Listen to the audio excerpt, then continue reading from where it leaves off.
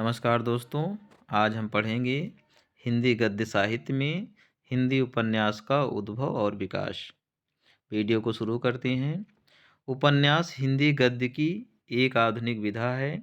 इस विधा का हिंदी में प्रादुर्भाव अंग्रेजी साहित्य के प्रभाव स्वरूप हुआ, लेकिन इसका यह अर्थ नहीं है कि इससे पहले भारत में उपन्यास जैसी विधा थी ही नहीं। संस्कृत, पाल, प्राकृत, अपभ्रंश आदि अनेक नीति कथाएँ तथा आख्यान मिलते हैं, जिनमें उपन्यास विधा के अनेक तत्व मिलते हैं, लेकिन हम उनको उपन्यास नहीं कह सकते। सच्चाई तो यह है कि इस विधा का उद्भव और विकास पहले यूरोप में हुआ, बाद में बांग्ला के माध्यम से यह विधा हिंदी साहित्य में आया। यह भी एक विचारणीय प्रश्न है कि हिंदी का पहला उपन्यास किसे स्वीकार किया जाए। इस संदर्भ में विद्वान अनेक औपन्यासिक कृतियों पर अपने विचार प्रस्तुत करते हैं। लाला श्री निवास दास कृत परीक्षा गुरु तथा श्रद्धाराम फुलौरी कृत भाग्यवती आदि कुछ ऐसी रचनाएं हैं जिन्हें हिंदी का प्रथम उपन्यास माना जाता है। आज अधिकांश विद्वान लाला निवास दास कृत परीक्षा गुरु को हिंदी का प्रथम उपन्यास स्वीकार करते हैं। हिंदी उपन्यास के विकास क्रम को समझने के लिए इसे तीन भागों में बांटा जा सकता है: प्रेमचंद पूर्व युग, प्रेमचंद युग, प्रेमचंदोत्तर युग। अब पहला देखते हैं प्रेमचंद पूर्व युग। तो भारतेंदु हरिश्चंद्र जी ने हिंदी को विभिन्न विधाओं में महत्वपूर्ण योगदान दिया, परंतु उपन्यास के विकास में उनका योगदान अधिक नहीं है। उन्होंने कुछ उपन्यासों का अनुवाद अवश्य किया, परंतु किसी मौलिक उपन्यास की रचना नहीं की। उन्होंने एक उपन्यास लिखना आरंभ किया, परंतु वह पूर्ण नहीं हो पाया। अधिकांश विद्वान हिंदी का प्रथम मौलिक उपन्यास लाला श्रीनिवास दास कृत परीक्षा गुरु को मानते हैं। यह एक उपदेशात्मक उपन्यास है। प्रेमचंद पूर्व के उपन्यासों में मुख्यतः सामाजिक, ऐतिहासिक व पौराणिक उपन्यास मिलते हैं। कुछ उपन्यासकारों ने तिलस्मी व जासूसी उपन्यास लिखे। इस उपन्यासकारों में देवकीनंदन खत्री, गोपाल राम गहमरी और किशोरीलाल गोस्वामी का नाम उल्लेखनीय है। देवकीनंदन खत्री ने चंद्रकांता व संतरी जैसी तिलस्मी उपन्यास लिखे।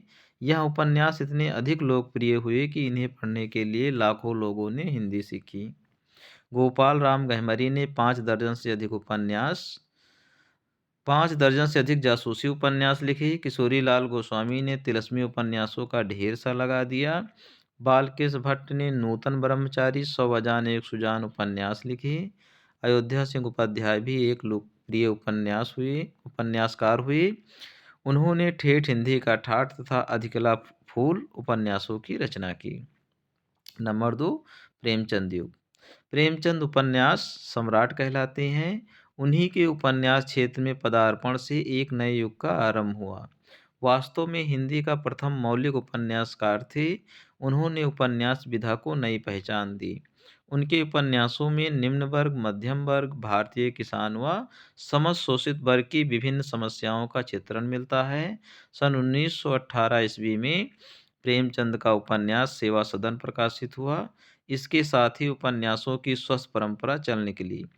प्रेमचंद युग में सामाजिक, ऐतिहासिक तथा मनोवैज्ञानिक 3 प्रकार के उपन्यास लिखे गए। प्रेमचंद के अधिकांश उपन्यास सामाजिक हैं। सेवा सदन, निर्मला, प्रेमाश्रम, रंगभूमि, कर्मभूमि, गबन, कायाकल्प, गोदान आज उनके प्रमुख उपन्यास हैं। उनके उपन्यासों में तत्कालीन समाज की यथार्थ झांकी मिलती है। उस समय की समझ में जितनी भी बुराइयां थीं, उनका वर्णन प्रेमचंद के उपन्यासों में मिलता है। गोदान तो उपन्यास का ही नहीं वरन हिंदी साहित्य की सर्वश्रेष्ठ रचना मानी जाती है।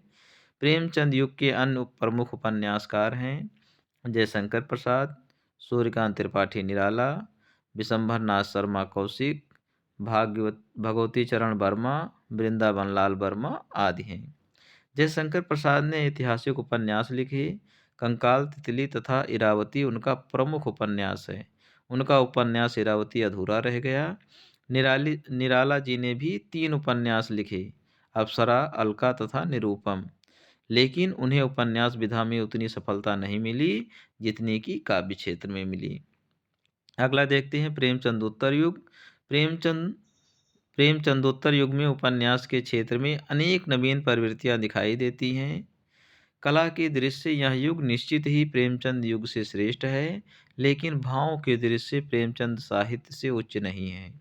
इस काल के उपन्यासकारों को निम्नलिखित प्रकार से विभाजित किया जा सकता है। पहला, सामाजिक उपन्यास। सामाजिक उपन्यास प्रेमचंद युग से बड़ी संख्या में लिखे गए थे।